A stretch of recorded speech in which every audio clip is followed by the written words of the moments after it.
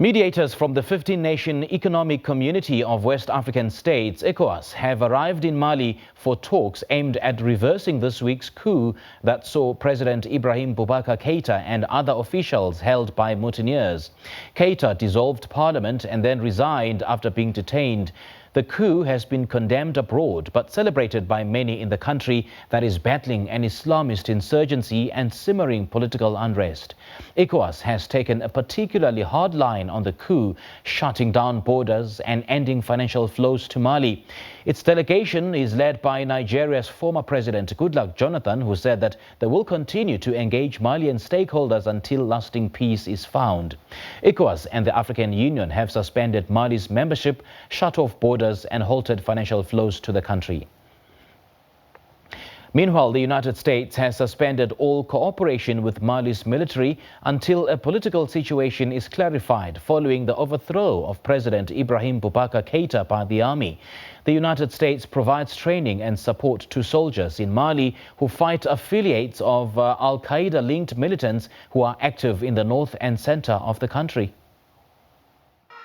The United States said on Friday it had suspended cooperation with Mali's military in response to the overthrow of President Ibrahim Boubacar Keïta, as thousands gathered in Bamako's Independence Square to celebrate the junta's takeover. Keïta's ousting has dismayed Mali's international partners, who fear it could further destabilize the former French colony and West Africa's entire Sahel region. The United States regularly provides training to soldiers in Mali, including several of the officers who led the coup. A Pentagon spokesperson referred on Friday to the events there as an act of mutiny. But pro-coup Malians danced, tooted vuvuzelas and welcomed the junta members like soccer stars when they arrived to thank their supporters. We are happy to be with you this afternoon. We thank you for your support. We thank the whole of the Mali people for their support, the junta's spokesman told the crowds. The junta's representatives met with a group of politicians on Thursday evening to discuss how best to move forward and organize a transition to civilian power. We are now joined via Skype by Mali commentator Kassoum Coulibaly with the latest from that country. A very good evening to you, Kassoum. Thank you so much for joining us. Welcome to the Globe. Thank you very much, sir. How are you? Well, we're very well. Good to have you on the show this evening, Kassoum. First of all, give us an update about the latest coming out of Mali.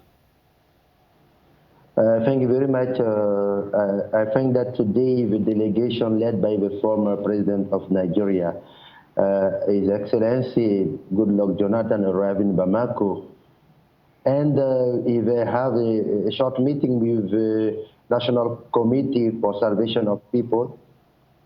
And also they have met the former president Ibrahim Boubacar Keïta. And I think that this afternoon and tonight and tomorrow, the meeting will be going to see what are the next steps for the situation in Mali. So things are very now calmed down in the city. But this morning I can remember that a group of people supporting the former president has tried to organize a meeting, but they failed. This morning.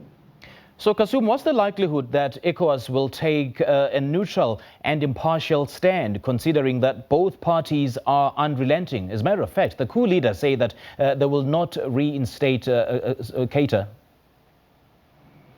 I said that during the last meeting on online, I think that they want the National Committee for the Salvation of People to reinstall the president.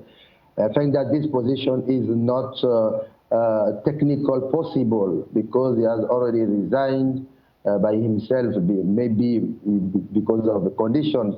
But I think that the military, this is not possible. But diplomatical also is not possible. So I think that we need to find a solution how to open a transition period that can be as short, as good as possible, maybe 1 year or 2 years for the foundation of the state of Mali. So if, God forbid, negotiations with the coup leaders fail, what next? What other options are available for ECOWAS, and what will the coup leaders do?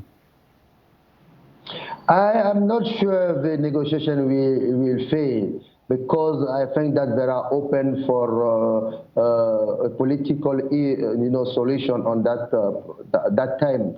And also, let me remember that yesterday the M5 RFP people organized a very, very big meeting to congratulate all the people who contribute to this situation happened by the National Committee of the Salvation of People. And also I can say that the militaries come to that meeting and greet all the people. So I think that there is no big opposition between the population and the militaries. And I think that one solution can be happened very soon, and to open to have the transition president, a transition government to lead this transition period. I think that we can find a solution between the ECOWAS Commission and United States and the National Committee for Salvation of People. I hope that the next step will be to have a transition, the transition solution, positive transition position in Mali. Now, ECOWAS said it is mobilizing a regional military force. Am I correct to suggest that Malians should now brace for a military intervention in this particular impasse and that there would be more bloodshed?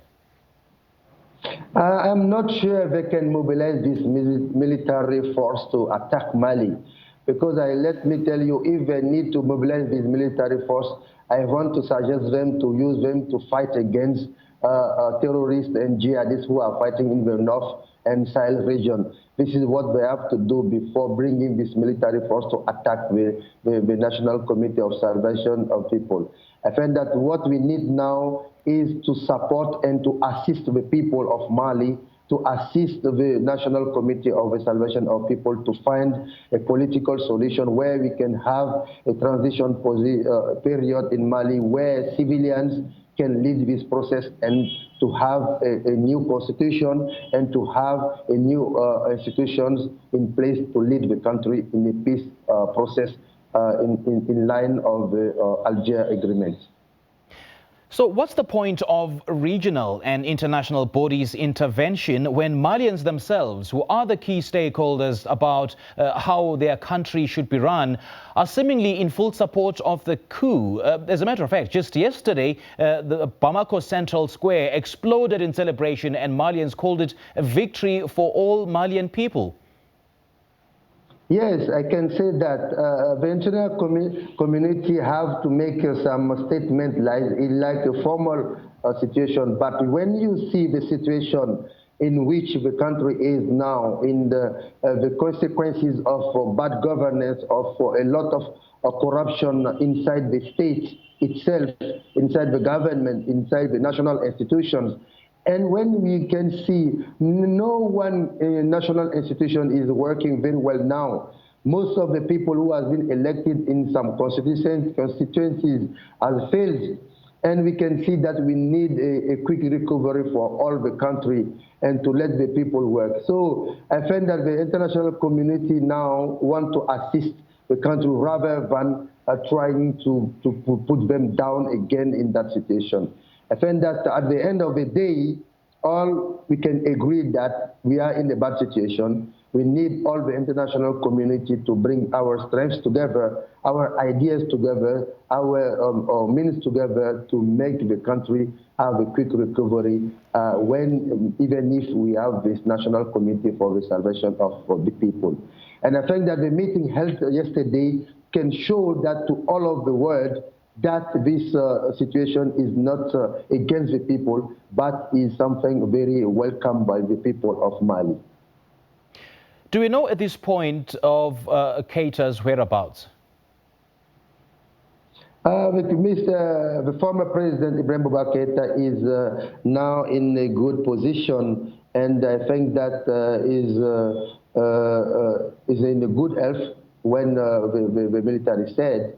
And the former president of Nigeria, ECOWAS envoy, met him today. I find that we can hope that he can be in good health for long, so that we can together bring a national reconciliation process, and we can bring all of the sons of the country on board to have a very good dialogue where we can bring some new innovative and refundation solution for whole country and for whole people. And what could have possibly caused his popularity to plummet, considering that he assumed power in a landslide victory in 2013?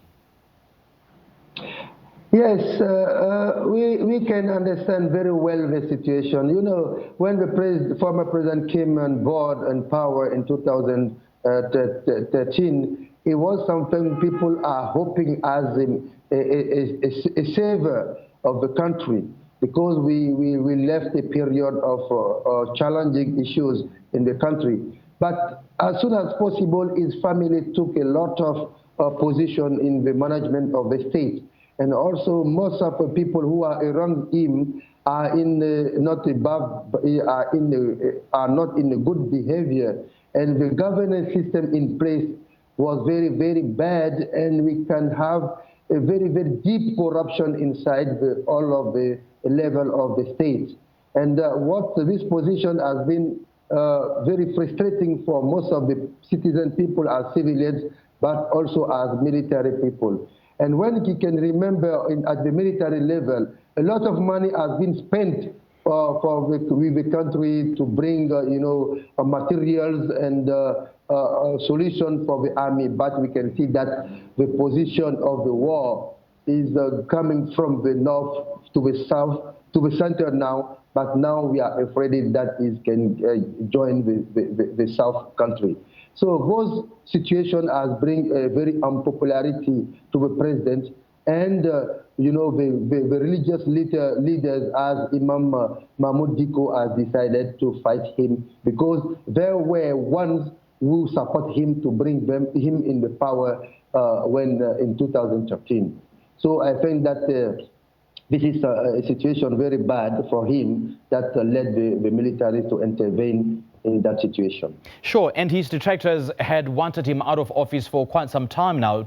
So do you reckon that a decision by the Constitutional Court way back in April to overturn the results of parliamentary polls for 31 seats, which saw candidates for Keita's party being re-elected back to office, could have been the genesis of this impasse? I can say that, yes, it's not the genesis, but it's something that brings, the last bad thing in the process since 7 years.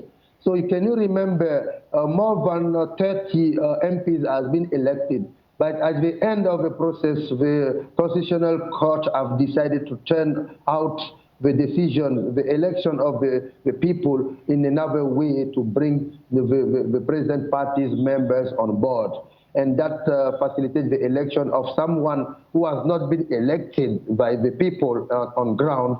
And that this is a situation, not the genesis, but this is the paroxysm of the process.